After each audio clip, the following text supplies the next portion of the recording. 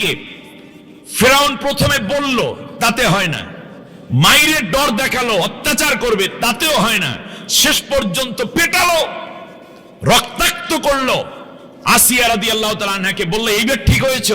বলল যে না, আমি তো মুসাকে সমর্থন দিয়েছি, এর মানে হচ্ছে দ্বীনের পথে, ইসলামের পথে সমর্থন দিতে গিয়ে হযরত আসিয়া রাদিয়াল্লাহু তাআলা ঈমানের পরীক্ষায় পাশ করে ফেললেন। একটু পরে একটা তক্তা আনা হলো, আপনারা জানেন, লোহা গাড়া হলো, তারপরে সেটাকে চিৎ করা হলো, লোহাটাকে উল্টানো, লোহাগুলো এভাবে তাকিয়ে আছে, তার উপরে আসিয়া রাদিয়াল্লাহু তাআলা আনহাকে শুয়ে দেয়া হলো। দেহের ভেতরে লোহাগুলো ঢুকছে, রক্তক্ষরণ, ব্লিডিং প্রচুর। আসিয়া বেহুশ হয়ে পড়লেন। অনেকক্ষণ পরে লোহার ভিতর থেকে টেনে আসিয়া রাদিয়াল্লাহু তাআলা আনহাকে তুলে একটা চাটাইয়ের উপরে রাখলো। কিছুক্ষণ পর আসিয়া রাদিয়াল্লাহু আনহা যখন সজাগ হলেন, অর্থাৎ হুঁশ যখন আসলো, তখন জিজ্ঞেস করলো, আসিয়া তুমি কি ঠিক হয়েছো? বলল যে হ্যাঁ, আমি ঠিক হয়েছি, আমি মুসার পক্ষেই আছি, তোমার পক্ষে নাই।